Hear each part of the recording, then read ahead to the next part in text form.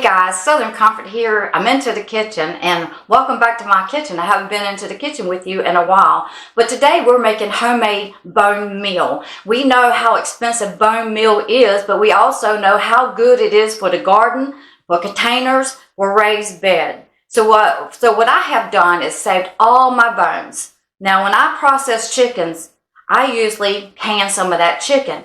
And of course some of that chicken, or that's been canned, I leave the bones in it. When I do that and can it, those bones instantly start to be just falling apart. Just about you can mash them. But I save them, I put them into a gallon freezer bag, and when I get the quantity I want, then I will be going to my next step of making bone meal. Now when I bake chicken, I also save those bones. Now baked chicken, you would have to watch it because you want to make sure no meat is on to your bones. No matter if you bake it or you process it, you want to make sure no meat is onto your bones. But baked chicken has like a little bit more grease. Now even when you can chicken, it makes this little broth into the jars. But my next thing that I would do that I didn't do in this step was to boil those bones. When I take them out of the freezer, boil them or put them into my Instant Pot for about 2 hours.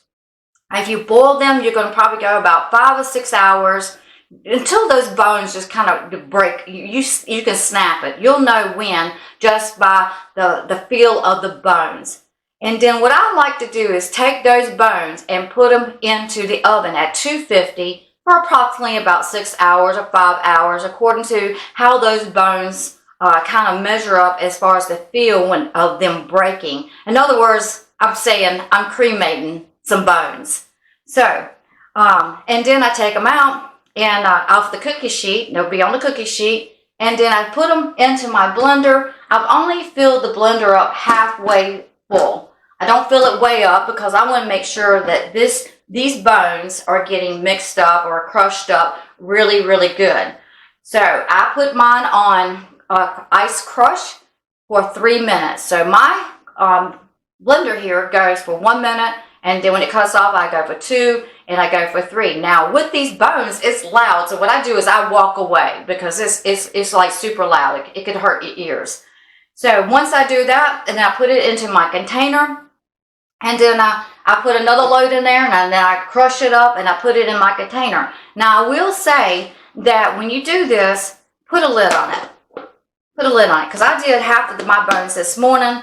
I left, came back 3 hours later. We've got rain outside, and with the humidity here, then I could tell that humidity got into these bones right here. So that taught me a lesson. Don't leave your bone meal just setting out, because this is a way of making bone meal. What we got to understand, we don't know exactly how they make it, but you know, I would suggest putting a lid onto your bones or your bone meal.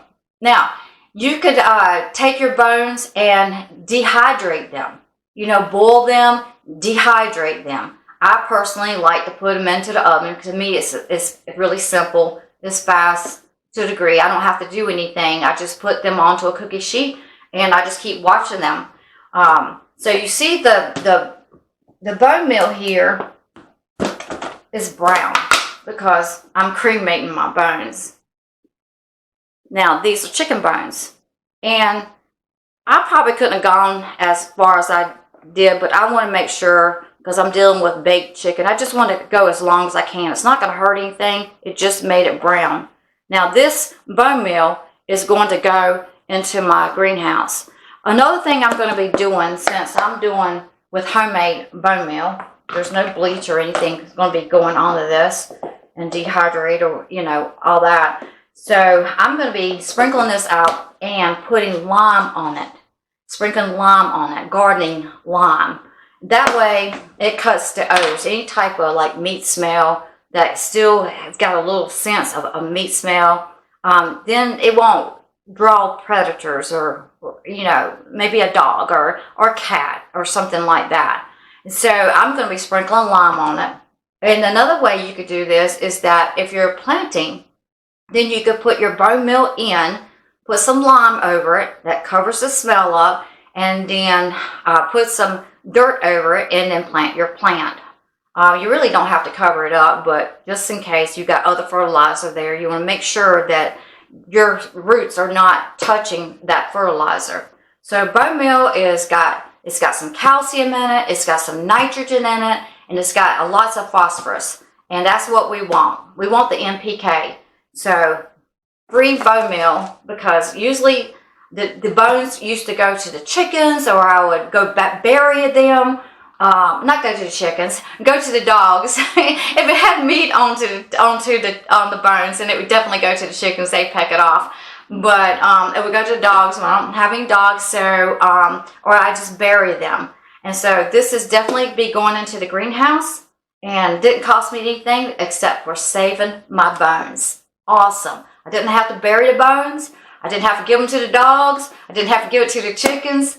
All I had to do is put it in a freezer bag and wait to the quantity I want and do my steps, and I got free bone meal. Guys, thank you so much, and I'll see you on to the next video.